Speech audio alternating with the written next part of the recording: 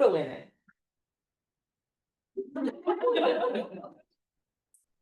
Okay then. So this is Judy Castelli. This photo was taken in 1978, and there's a quote from her in the preceding page that says, "My official diagnosis is paranoid schizophrenia." But I look at this photo and I went, holy shit, that lady is multi. She has to be. And sure enough, when I looked her up, next slide, please. This was her website in 1998. Yep, I clocked her. It took Castelli 15 years from that photo to get diagnosed with multiple personality disorder, to find out what was really going on with her. Castelli became an advocate for other multiples, both online and off. She published a book, a journaling kit, an album of music, including her 1973 song, Crazy Lady. She also made art of herself. Next slide, please. So this is one, she worked in stained glass. This one is called Family. So like, next slide, please. Take a moment. Just compare that 1978 photo to that 1996 stained glass. Next panel, please. Slide. There's certain imagery we associate with portraits of people like us. Mirrors, often broken, a human figure, fractured or divided or multiplied, more than one face per figure, perhaps screaming in agony or snarling with rage.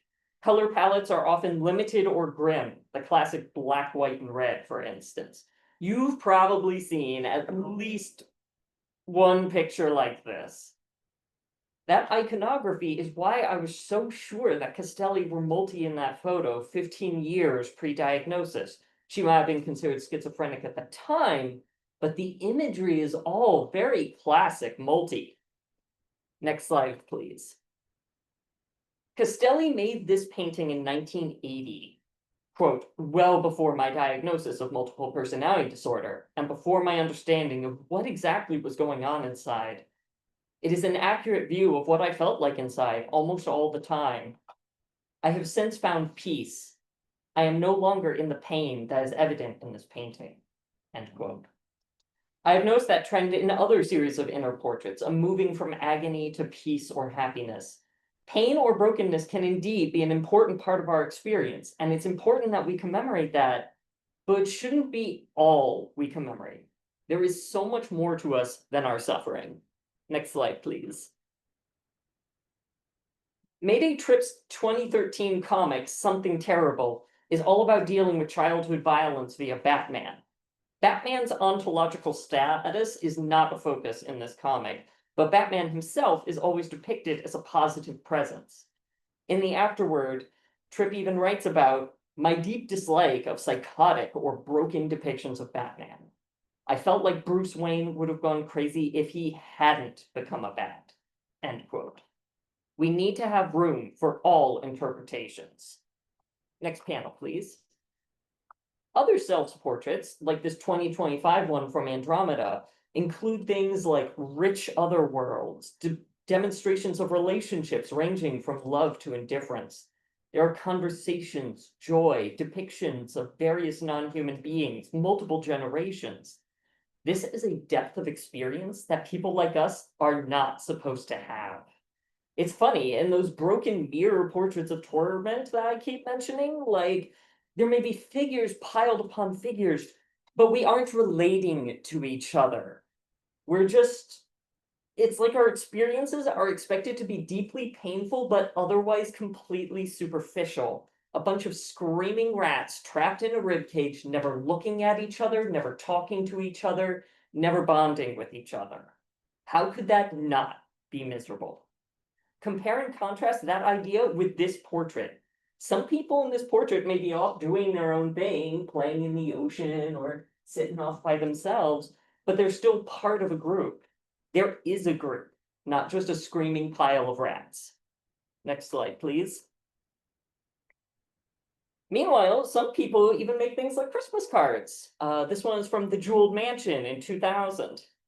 We ourselves made one of our family portraits for New Year, and though I don't have one in the stack today, I guarantee you there have been Halloween dress-up ones. There's power in commemorating holidays, being a part of cultural touchstones, even if only in private or only among small circles of trusted people. Next slide, please. Much to my delight, I've managed to scratch up a few different series of group pics showing how folks have changed over time. And you'll see them, don't worry, you'll see all of them later. A common lament when I solicited these portraits was, oh, this art is so old and cringe, or, oh no, everything we have is outdated. And I had to keep explaining that, no, that's fine. Like, who walks into a house, looks at the mantle and goes, sir, your family portraits are outdated, get rid of them. Like, the whole point is to have a bunch of them over time, because families grow and change over time. New members are born or marry in, people die or leave, people who are estranged return. Like, is the nature of relationships, the nature of people. A family portrait series tells you a lot about the people involved. These records of our lives are overwhelmingly selves-made. Photography is, like this one, is fairly uncommon, probably due to bodily dissonance or safety concerns. Regrettably, being open and being photographed is often a personally and professionally dangerous combination, garnering harassment, loss of work or money, threats of violence. I know because I have experienced all three. Even so, some lovely photographs exist. Susans of Alexandrites, who are multiple themselves, did a multiple exposure photo series of plurals, including us, in 2024. And that's wonderful, but she wasn't the first. Next slide, please. It is to my immense delight and pleasure to share this particular photo set from Michael A. Rosen's photo book from 1990, Sexual Portraits. These are the personas of Bill and Sybil, but not that one, not that Sybil, different Sybil. Sybil is still alive, while Bill, aka William A. Henkin, has sadly passed on. They made a book together in the 90s called Consensual Sadomasochism, but that was after these photos were taken. In their interview preceding these images, they say, quote, our personas are not masks or roles or parts taken on the way one might take on parts in a play, but emerge from the unity each of us is, with their own ways of thinking, feeling, and behaving, their own needs and desires, and their own reasons for being. When I stumbled on this photo set in a used bookstore last year, it brought me nearly to tears because this photo set is so singular even after 35 years. It shows personas ranging in age from 4.5 to middle age. It shows kinky personas, trans personas, sexual personas. These are among the most taboo of subjects among these portraits. The ideas that we might have desires, queer desires, forbidden desires, and act on them unabashedly with each other. How dare we find pleasure? How dare we celebrate it in public, in books where anyone could see? Have we no shame? We are living in a time where works like these are increasingly being banned. The arguments are that they support sexual violence, the molestation of children, that they're adult content that should be scrubbed from public life. PayPal and other payment processors forbids the selling of books like this under its adult content policy. It's legal to buy it as an ebook, of course. It's just logistically impossible. And this kind of book ban is basically invisible to the general populace. When I look at this photo set, I feel the power of shamelessly embracing all that is most underground and forbidden about us. I see the government and corporate powers amassing to try and strangle that power, and that is a concern for all of us here at a graphic medicine conference. If my graphic medicine works are already being banned as adult content for discussing normal topics of life, such as child abuse, gender, queer love, desire, how long do you think it'll take for other medical topics to become banned? How can we discuss PTSD without discussing child abuse? How can we discuss endometriosis or testicular cancer without discussing or showing the body parts involved or talking about what we use them for? How do you separate medicine, health, and the body from things like desire, trauma, sex? Not everyone in this room may be affected right now, but one day you will be. When photos like this slide will no longer be obtainable, what will that teach about people like us? What will become of our history? I have roughly 100 group portraits amassed of people like us. They come in stained glass, sculpture, drawing, painting. I will now play them all without commentary, except to say who made them and in what year. Look on our families with wonder and joy. Remember us. And now, is it okay if I just... Sure. Alisone, 1993. Barb, 1993. Beth Gasson Parsons, 1993. Betty S. et al., 1990. Castelli, 1980. Castelli, 1995. Castelli, 1995 again. Castelli, 1996. Castelli, 1997. Castelli, 1999. Crow and of a Body et al., 2019 and 2020. Crow and of a Body et al., 2021. 2022. 2023. 2024. Debbie Sue, 1990. One Faraday of Desired Constellation, 2016. Desired Constellation, One Faraday again, 2016. Desired Constellation, 2017. Ronin Ellis of the Desired Constellation, 2017. Ian Knight of the Desired Constellation, 2017. Nathan Day of the Desired Constellation, 2018. Nathan Day of Desired Constellation, 2018. Dragonheart Collective, 2023. Dragonheart Collective, 2024. Ginger Joe, 1989. J. Andromeda, 2018. J. Andromeda, 2019. J. Andromeda, 2019. J. Andromeda, 2022. J. Andromeda, 2023. J. Andromeda, 2023. J. Andromeda, 2024.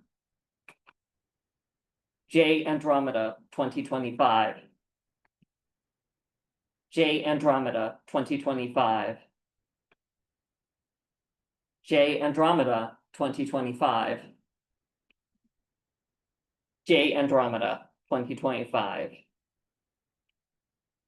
Jewel Mansion, 1999. Jewel Mansion, 2000. Julie the Learner, 1993. Kirk and Heath for Linda H., 1988. Angel, 2001, rest in peace. Me, 2007. LB, 2009. LB, 2009. LB, 2010. LB, 2011. LB, 2016. LB, 2022. LB, 2022. LB, photographed by Susan of Alexandrites, 2024. LB, 2024. Libby, 1993. Living Earth, 1993. Moon, 2024. Not applicable, 2018. Not applicable, 2019. Not applicable, 2020. Not applicable, 2020. Not applicable, 2021. Not applicable, 2021. Not applicable, 2021. Whoop, dead image. Not applicable, 2024. Not applicable, 2024. Another dead one. Also dead. There we go. Not applicable, 2025. Pau Duret, 2008. Paula, 1993. Ryu of Constellation of Dreams, 2024. Ryu of Constellation of Dreams, 2025. Sarah Macchia, 2018. Sarah Macchia and Sarah Page, 2018. Sherry, 1993. Sorceress and Other Denizens, 2006. Stacy Joy, 1993. Supernova, 2018. Supernova, 2019. Susan P., 1985. Susan P., 1988. Susan P., 1988. Susan P., 1990. Susan P., 1990. Susan P., 1990. Team MJ, 2021. Team NJ, 2022. Wanderstars, 2023. Wanderstars, 2024. Wanderstars, 2024. Wanderstars, 2024. Wanderstars, 2025. Wanderstars, 2025. Zyphron, 2008. Zyphron, 2008. Zyphron, 2018. Zyphron, 2018. Thank you for your time.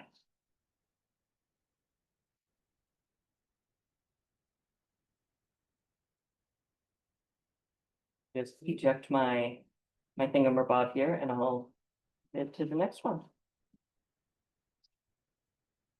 Thank you.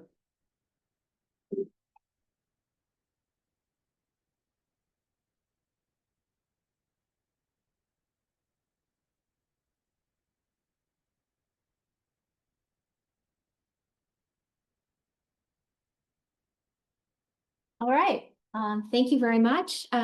Next up, we have Meredith Kustina, who completed her undergraduate at Duke University and a master's at Johns Hopkins University studying biochemistry and molecular biology. She then lived and taught biology at a private boarding school where she discovered her passion for working with children. She attended medical school at Virginia Tech Carillon School of Medicine and psychiatry residency at Portsmouth Regional Hospital in New Hampshire.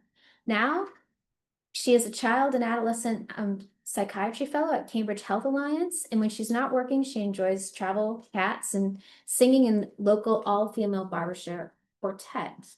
And Meredith's talk is on Mornings Are Rough, a book for children with autism. Thank you.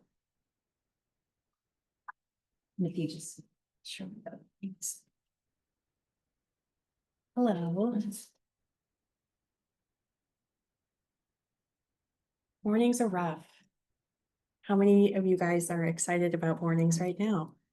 Mornings can be really challenging for people. Transitions, getting out of your cozy bed, the cold New England, Boston weather. Mornings are really challenging for us of all ages, of all neurodiversities.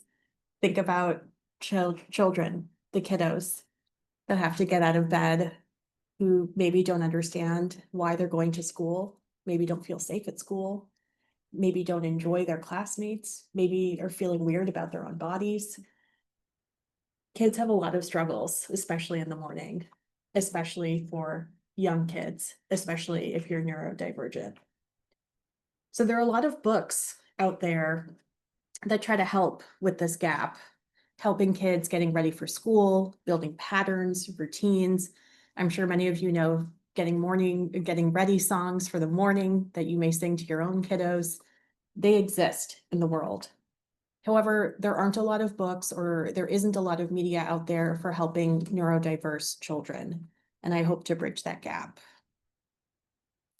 So what is autism? Autism is a neurodiverse condition that is increasing in prevalence globally.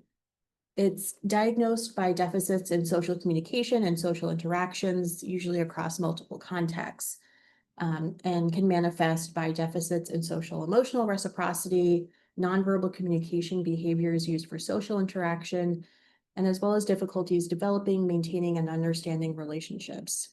So as we can understand, children on the spectrum have particular difficulties, not only navigating life, but navigating life within the rigid confines of a traditional schooling environment where they have to get up at a certain time that's not on their own schedule, eat certain foods that are not necessarily on those schedule, wear clothing that's not necessarily comfortable for their bodies.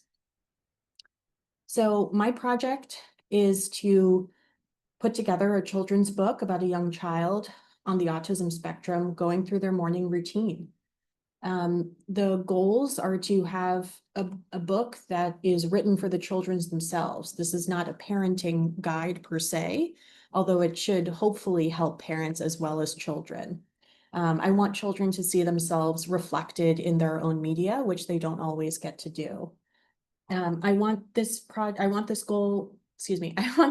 to have practical solutions.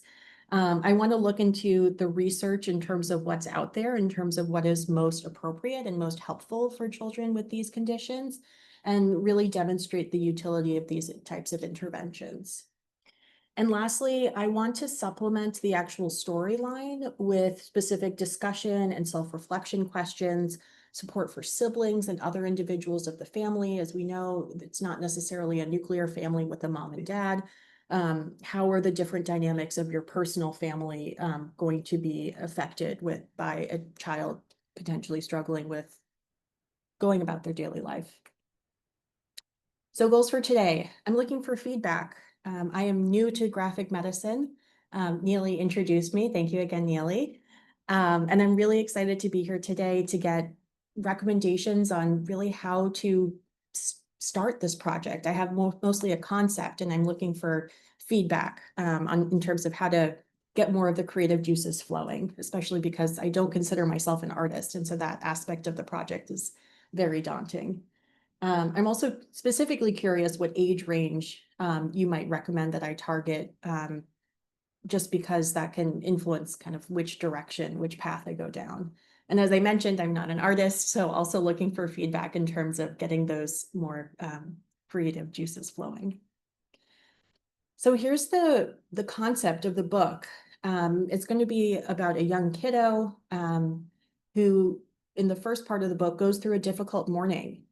In the second part of the book, we review that morning, we go through a next morning, and we choose interventions or have options that make the morning easier. And then at the conclusion of the book, we'll have a discussion, we'll list discussion questions and additional resources. So specifically, this is what the structure of each part would look like. There would be a wake up section, which would help talk about transitions, which are really difficult for neurodiverse children and adults. Sleep disorders, which are much more prevalent among the autistic community. Brushing teeth, which can represent some sensory challenges that these children face.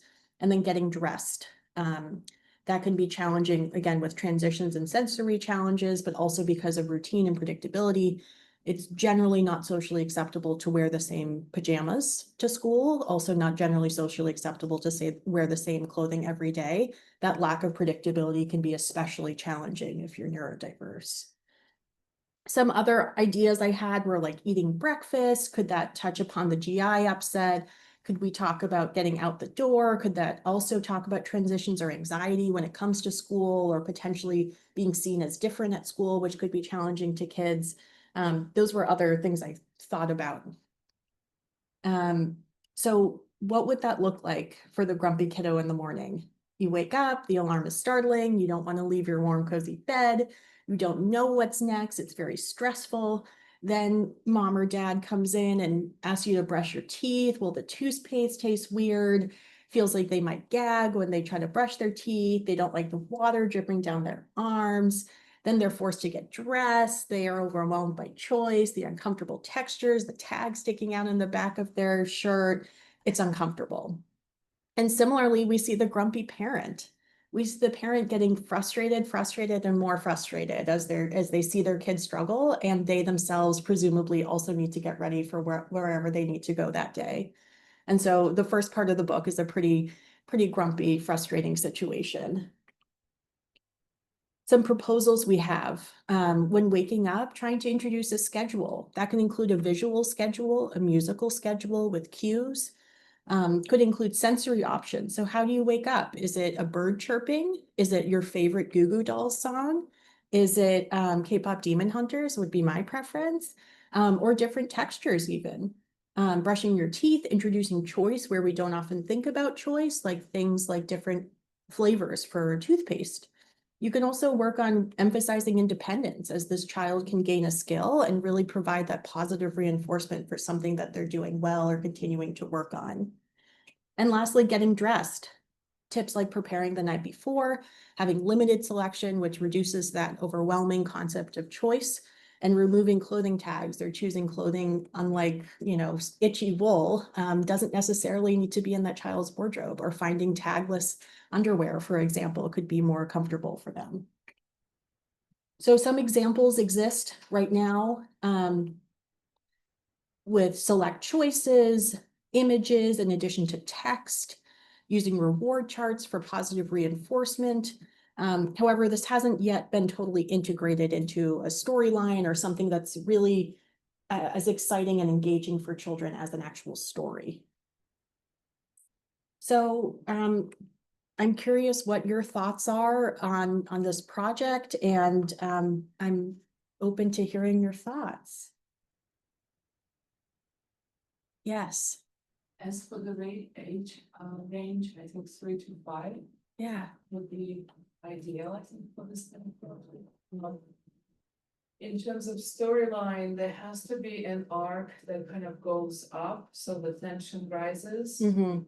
And then maybe some kind of really dark moment, and then resolution where things get a little easier. In terms of grumpy parent, I mean, it's a secondary kind of character, so Right. I would just stay with the child. And I feel like some of those solutions seem like I've seen before in other maybe sources, but what I would do, maybe if there is a parenting group with kids that have some of those challenges, just ask for their little tricks that they do, because Yeah. I'm sure there's something in between those recommendations that actually works. Absolutely. Maybe like a little bit of humor or a little bit of a game. Yeah. I mean, I have 2 kids, and we have difficult mornings as well. Sure. But it's like, there's always a range of tricks Yeah. that work one morning, that might not work a different. Yeah, trying to provide that diversity of choices while still keeping somewhat of a clear narrative is something that has been challenging. But I agree with you that diversity is always good. Yes. I think, I'm gonna echo what, I think you said. I think that asking parents of, children with sort of these difficulties and also maybe asking the children in like Yeah. a very like, I guess like friendly way, like obviously not like giving them the same questions as you would of a 40-year-old parent. I think it might be helpful for like kind of like the climax to be parents sitting the kid down and saying, why is this difficult? And the kid sort of like getting the chance to express what is difficult about it, like toothpaste is one of my big things, and like it could be like a nice like thing to add, like a scene of like them going to the grocery store to look at other Yeah. flavors of toothpaste. Like I think that like it might be worth considering looking to like I guess depict like problem solving between a kid's needs and the parents. I love that. I've written very different resource for people with autism. So I'd love to talk more. I love that. Thank you. Yes. Yeah. Feel about it as not as something that was odd, but just something that happened. Something that should be like address this children, like, hey, you know, maybe figuring something out right now. Yeah. Yeah. Thank you for that. Yes. Yeah, I would definitely agree with what's been said so far. And as far as the kind of address to maybe friends of the children of the autistic child, to maybe put that in like the very beginning of the book. Yeah. As just like, hey, here's a little letter or something, Yeah. on the first couple pages. To also incorporate autistic adults, looking back on their experiences of childhood or even present experiences, for recommendations as well, that perhaps autistic children might not be as presently aware of yet. Yeah, or autistic adults also becoming parents, that's also a unique. Yeah, absolutely. Unique stressor, struggle, yeah. Yeah, and I would definitely, I forget who said it, but definitely de-emphasize the frustration of the non-autistic parent as well. Yeah. It can be, like maybe that's part of the climax, but putting it throughout, I think just re-emphasizes kind of a victim mindset among a lot of, there's the narrative of the autistic mom, Yeah. autistic parent. Yeah. So Fair. Yeah. Great. The menu could be at the end, like you mentioned, the menu of options, but then Yeah, what you choose for the storyline, you don't need to give all the answers with each thing. Right. They just need to support the story that you're gonna create. Great. Awesome. Well, thank you so much. This is my email address. I'd love to talk offline further, and thank you for this input thus far. I really appreciate it.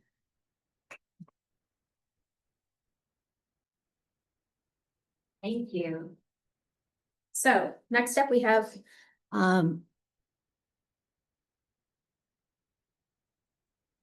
Michael Anthony and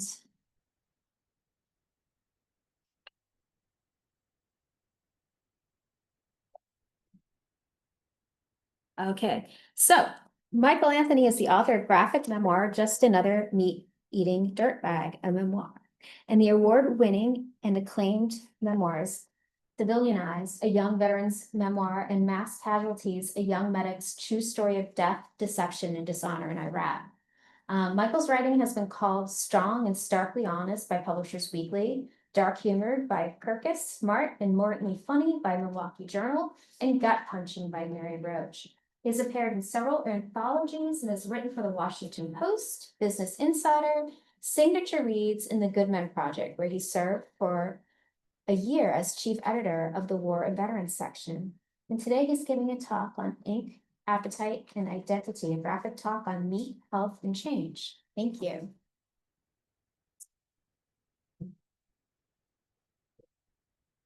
I'm going to take some advice from our icebreakers and do this with all the confidence of a mediocre white man. I don't have slides, but I'll hand out some books to flip through. My name is Michael Anthony, and this is my third book here. It's called Just Another Meat Eating Dirtbag. It's a graphic memoir. Typically a prose writer, but this book as a graphic memoir in a graphic form really spoke to me. So, several years ago, a long time ago, I was a soldier in the military, and I served as an operating room technician, which, if no one knows what that job is, it's if you imagine someone in surgery, a surgeon, and he yells out scalpel, and a hand reaches across and hands him that scalpel. That's what I did. That's what I was that hand. So I assisted doctors during surgery, and in a war zone, it's a pretty intense job. If you want to think locally, think of a situation like the Boston Marathon bombing and the situation they may have faced in the hospitals here with all the injuries and influx of patients all at once. We kind of had one of those a week, one, two, sometimes three of those a week in a war zone. So we had some pretty intense situations there. By my first month in Iraq, I could tell you what it was like to saw off the limb with 3 different types of saws. By my second month, I had a preference of which saw. So there's intense situations like that we had to deal with that made lasting impressions on myself and all of us. Prior to doing surgeries, we would often donate blood because blood in supply lines are hard to get in the middle of the desert, middle of a war zone.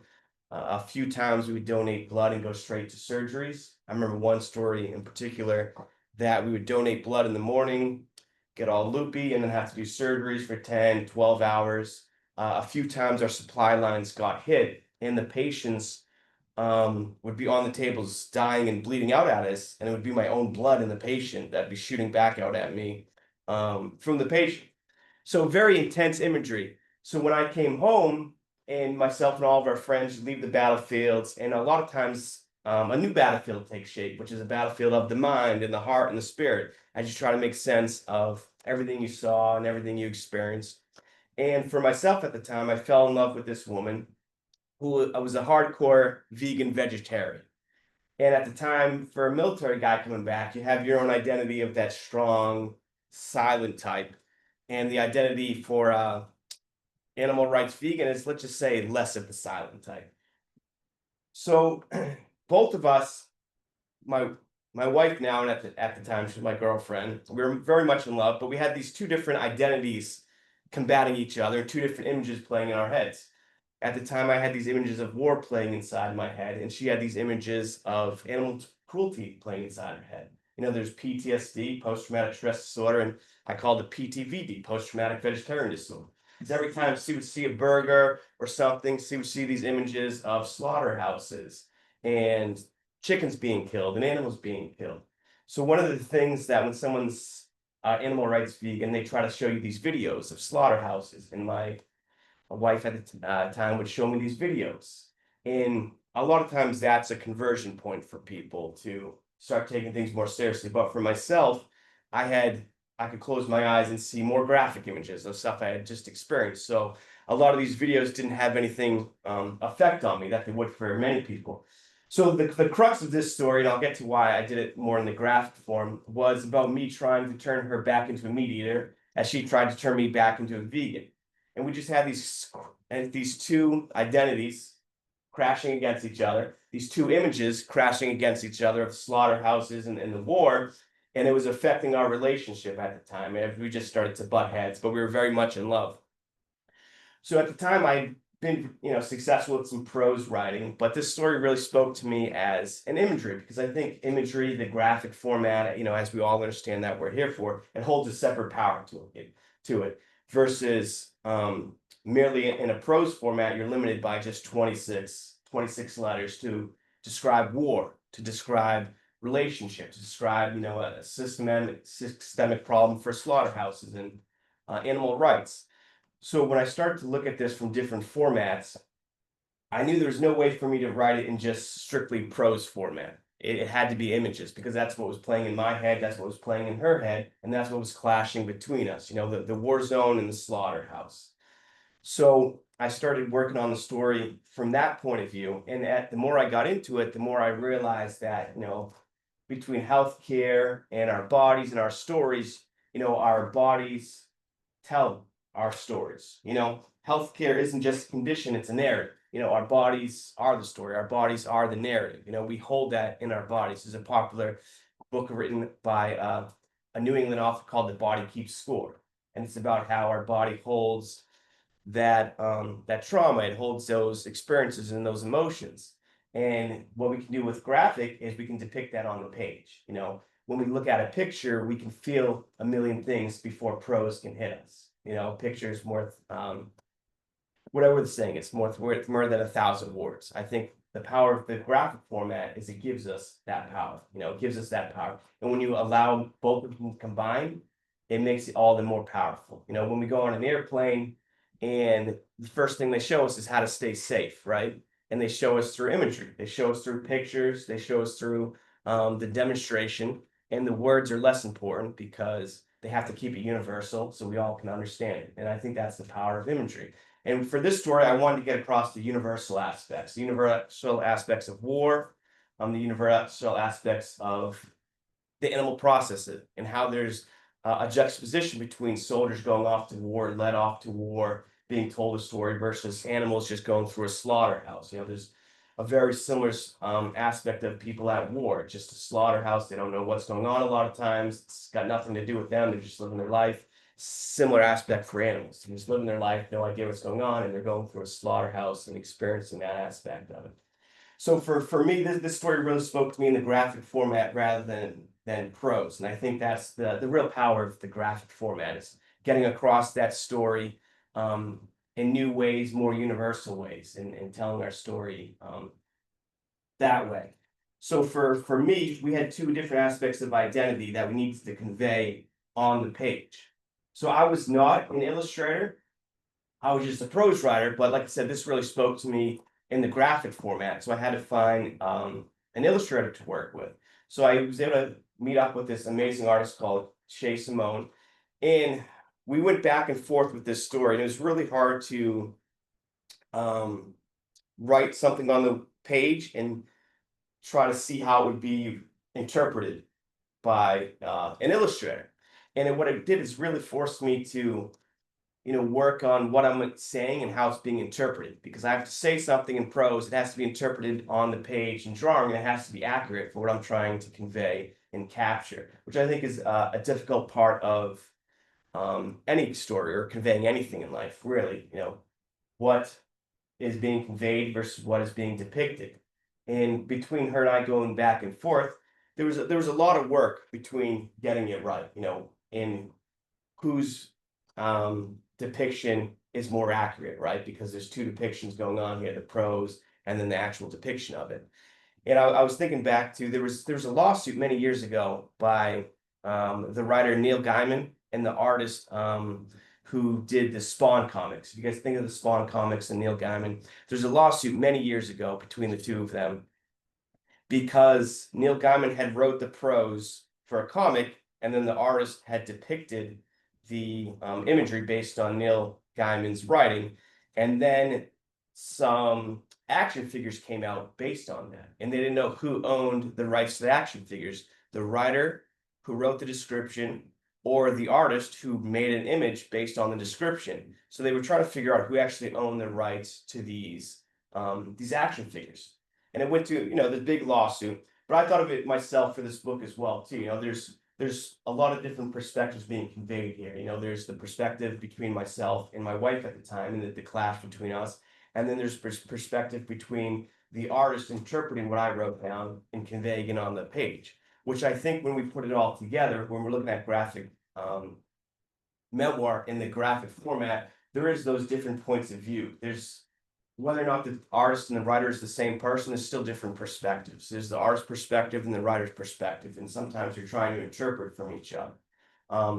So when we look at all these different things, it shows us, on the page, how we're being interpreted by ourselves, but in my perspective, how it's being interpreted from other people as well, too. From the illustrator as well, too. So it really forced me to look at how I was seeing myself, how the illustrator was seeing myself, and then making it come together in a story. And I think that's, a really great aspect of graphic memoir, where you can put all these different pieces together. So, I mean, that's what really brought me here to this book. And it was a really great experience. And I think, seeing yourself on the page can be worth more than years of therapy. And seeing how someone interprets your version of the story in imagery form can really, take things home with, what happened and what you went through and experience. So that's kind of, what brought me here, and, what brought me to making this, in the graphic format versus prose. Even though I had a lot of previous success in prose, it just really spoke to me in that format. And I think, the graphic format has a lot of power because of those reasons, because it just puts us there before we can even say any words, before we can have any narration. It puts us in the scene, puts us in the field. So thank you guys for having me. Any questions? Thank you. Thank you. Thank you. Anybody have any questions for any of the panelists? Out of your military comrades who are doing something wrong. My friends that I was already friends with were fine with it. And then some people that weren't good people to begin with in the first place, didn't like it, but it's not really a problem if Hitler thinks you're a jerk, so that's more of a compliment.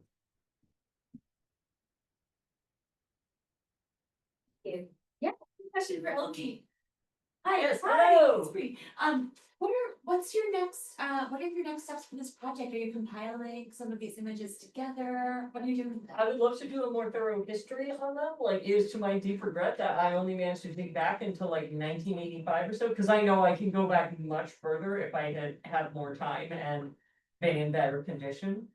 And I would love to do a more thorough breakdown of things, because I've been doing more and more stuff on plural history, and that's what people know me for, and being able to track artistic evolution throughout the ages would be awesome to me.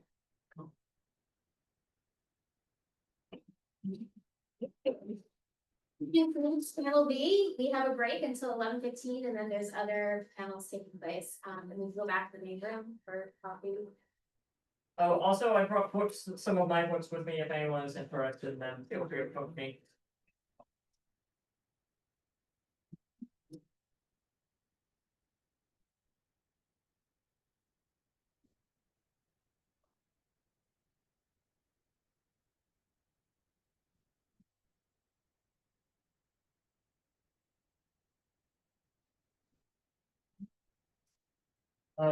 So Bree, is it panel D that's in here next?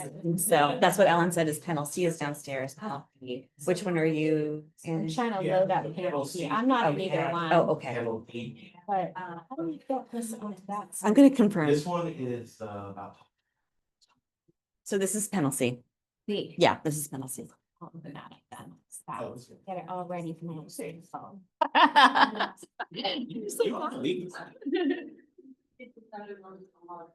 Thanks for your help.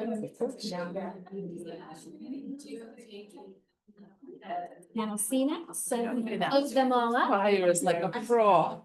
Let's go, thank you. Do you need me for anything? That's why I do it.